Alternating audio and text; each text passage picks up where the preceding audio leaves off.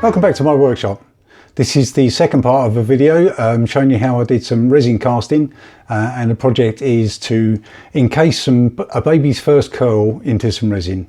In the previous video I showed you how to mix the resin and pour it into the cast, and also how to make some of the base. Now in this video we'll be taking the resin out of the mould and also finishing off the base, and then hopefully see the end product. So this is as far as we got. Right, so this has now been setting for more than 24 hours. It seems to have set quite solid. Now we've got the challenge of trying to get it out of the mould. So what I'm going to do is take the sellotape off from the corners first, which is risky.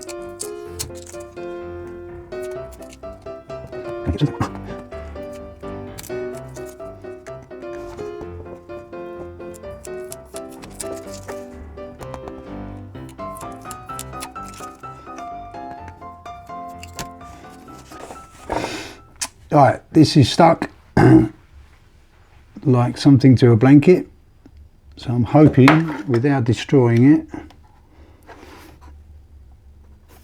I can just lever it apart.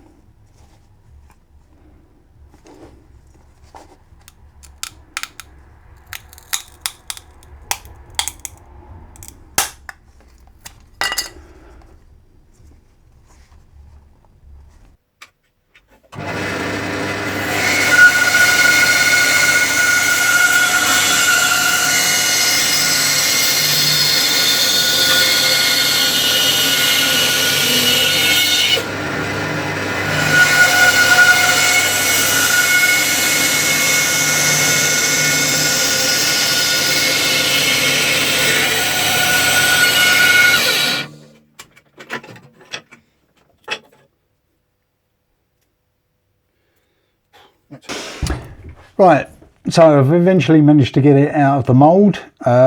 Every day is a school day. You need to use, now this was 3mm thick possibly. If you use slightly thinner you'll be able to break it off easier. I used too much super glue on the edge. I should have just done a couple of dabs of super glue and then sealed the rest of it with a sellotape.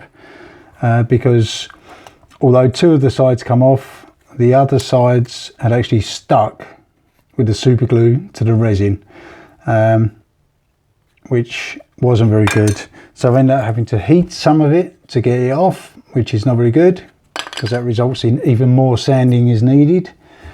Ideally you should use something like this. The silicone moulds, they, on previous experiments, yeah, they literally just pop out like ice cubes. But obviously we needed a square one, so I've had to make my own mould. So now this obviously needs a lot of sanding to try and recover it. Also, we've noticed there's a bubble, there's an air bubble in this corner. So I'm going to have to redesign it. I'm going to have chamfered corners just to get rid of that air bubble, which is not ideal, but it is what it is. Right, let's do some sanding. Okay, so this is the very first stage. There's a lip on on the top. So basically I'm going to start off with something really coarse. This is 120 grit. I'm literally just going to try and square it off a little bit, and it's going to make a bit of a mess, but we're going to be at this for hours, so let's get going.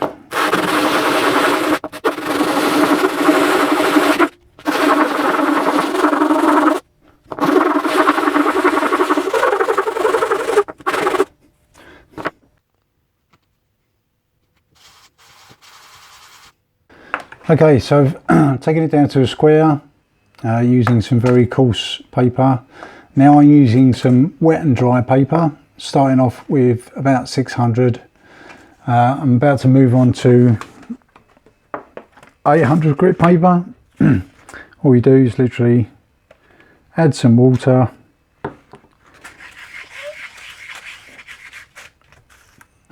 okay, and then keeping it as flat as possible. You basically got to go around each side until there's even. Make sure there's no shiny bits left on either surface. Make sure you do all 6 sides. Okay, so this is going to take some time.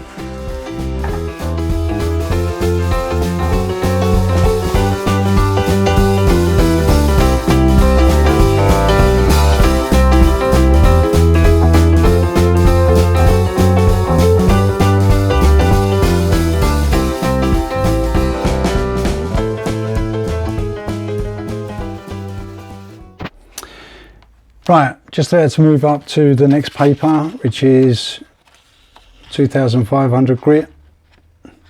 And I've noticed my piece of board, MDF, although it's very stable, it's got wet, so this is starting to swell, which is making the surface a bit bobbly. So I'm going to turn my board around like this and use another section. Are we watching?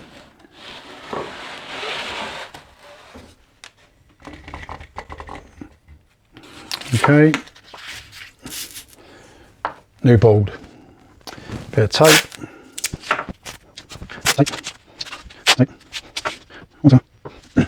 so this is now 2500 grit, and here we go again.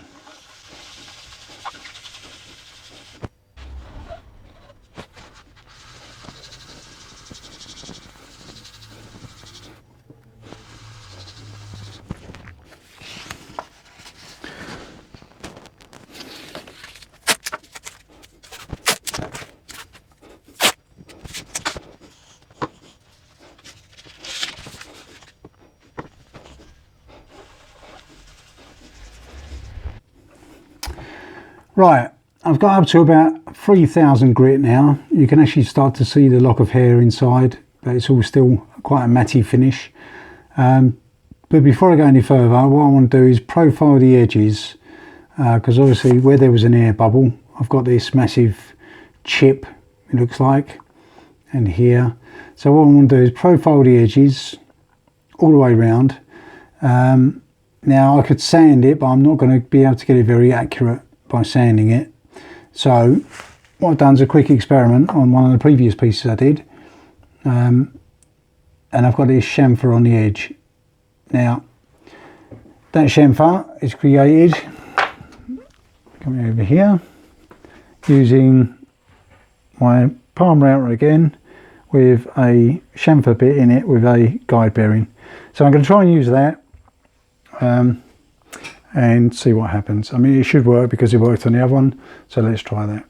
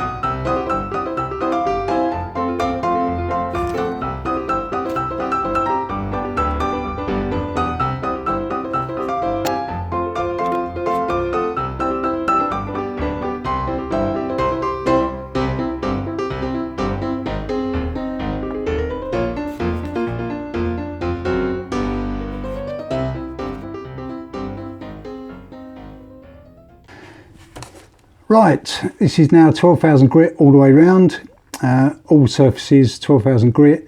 I've had a very close look using a very big magnifying glass, and there's no surface scratches. What I want to do now though is, because the hair is so fine and you can just about see it, which is not very good, if it has a white background it's slightly easier to see. So what I'm going to do is, like I've done on this trial piece here, the bottom is actually frosted and it makes it easier to see from the top. Okay, because obviously once it goes on the wooden background it's very difficult to see. So I'm going to hit the bottom with 1,000 grit. So although I've polished it to 12,000, I'm now going to take it back to 1,000, just to give us that frosted look. So I've already set up my 1,000 paper here.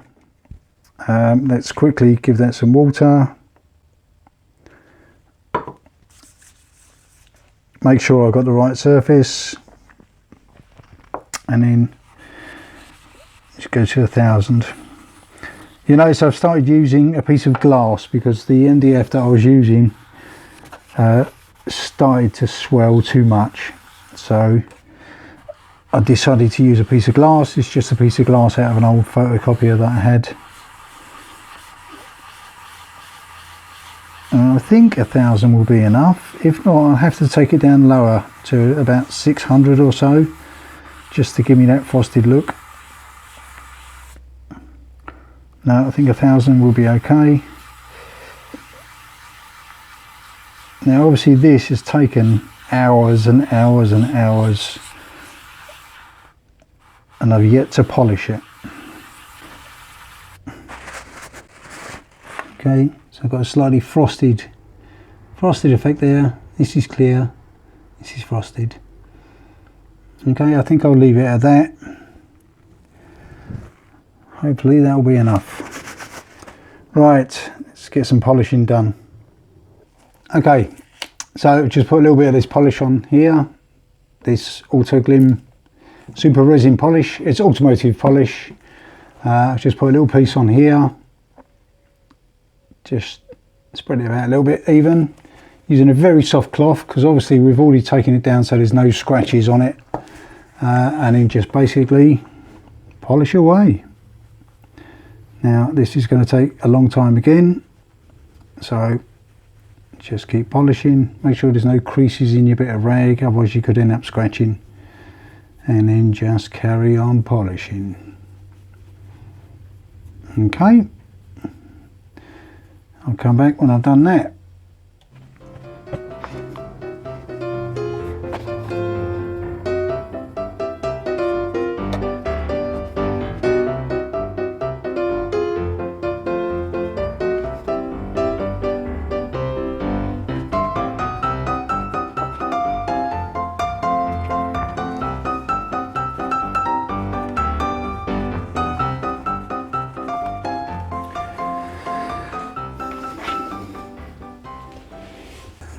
So that's all done.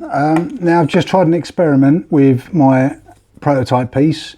Now sticking it to the base. If I stick it to the base with super glue, you can see it actually goes clear again on the bottom. Rather than this frosty type of effect, it ends up going clear again. So what I'm going to have to do is, to finish off the base, I'm going to have to recess this a little bit more, so that the cube actually just sits in it and is not actually stuck to the base. Now I can't get this back in the CNC machine, so I'm going to have to do this by hand. I'm going to lower that probably by about 3 or 4 millimeters, just so the cube sits in it. So I'll get on with that.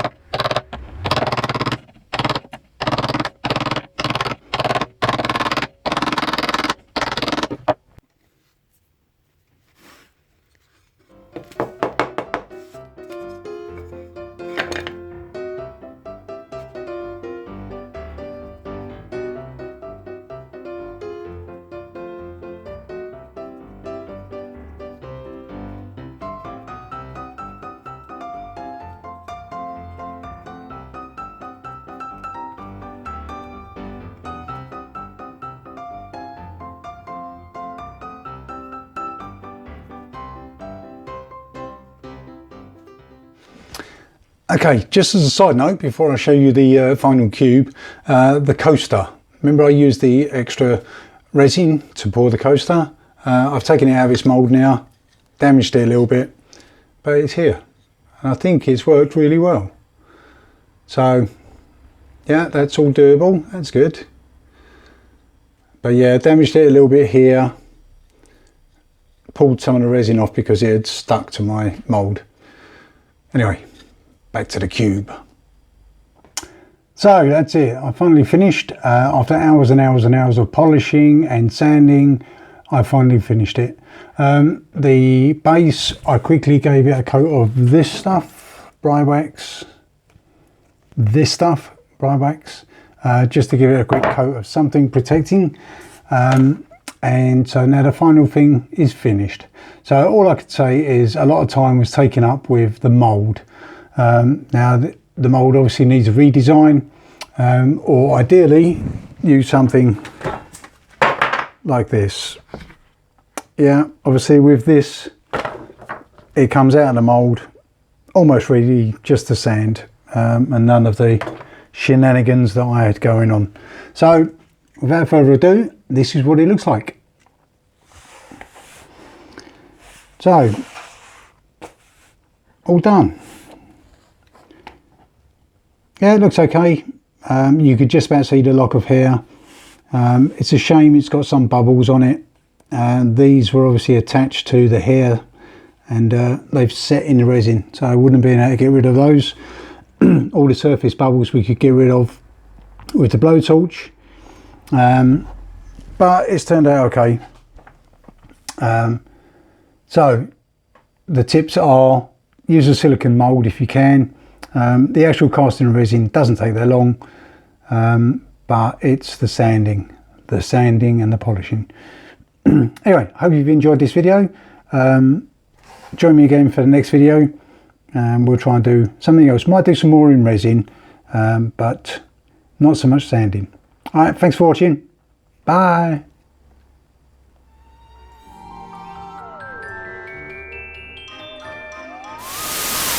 My next project, I want to put a